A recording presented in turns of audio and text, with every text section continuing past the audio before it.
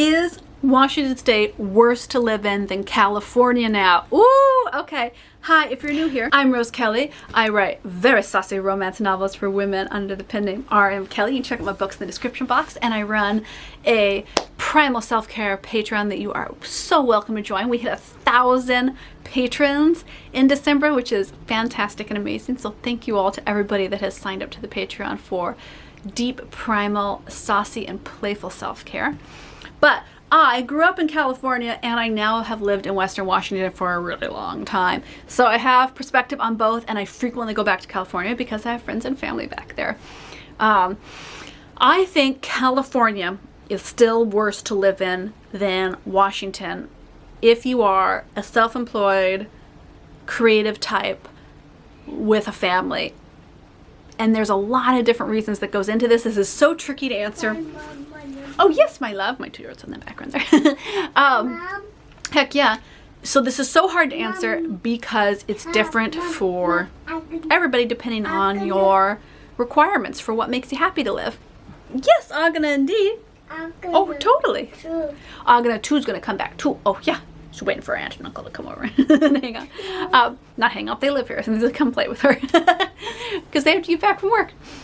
So California is still more expensive than in Western Washington for the most part, give or take, depending on where you're living. Western Washington doesn't have income tax, but it does have self-employment tax because you have to have your registered business, so they do tax you, so it's like maybe 3% or something, which is way better than California's income tax, plus self-employment tax, small business tax, registration, all that stuff. So it just costs more to be a self-employed creative in California than it does in Western Washington. Your buck will stretch a little bit further in Western Washington than California. Of course, come over here, my love. But, your car insurance and things like that, that's going to cost more because Western Washington requires different levels of insurance than California does. So insurance is going to cost you more. I can't compare health insurance because it's been so long since I've had health insurance down there. But health insurance for self-employed folks here in Washington is exorbitantly expensive. Or even my sister works an office job and she has to pay in so that her husband can get insurance. It's an insane amount a month that they have to pay for 2 very young people that are healthy. It's crazy. Now, the weather in California is going to be infinitely better. So you're going to have less depression issues. You're going to have more activity levels. So you're going to be a little healthier, a little bit fitter in general. But Western Washington has amazing, beautiful outdoor things that if you can get past the cold and the damp, you can just be outdoor almost year round, just enjoying yourself, having an amazing time in really beautiful, still dense feeling nature, whereas California does not, in general, offer that in a lot of places where you're probably going to want to live. So I think Washington still more livable than California, but that's really going to depend on can you take the winters. So seriously, the winters in Western Washington are not to be underestimated, and the power to destroy your will to exist because it is so dark, it's so dreary. It's like a damp cold. So you aren't getting Wisconsin cold, right? You aren't getting a lot of snow to play in, and it's not getting that cold, but it's a damp cold that eats your bones.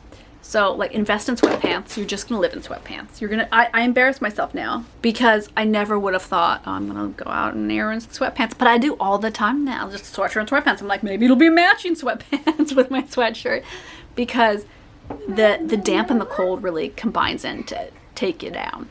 And the gray skies, because you won't see the sun for weeks on end. And that can really play with your psyche.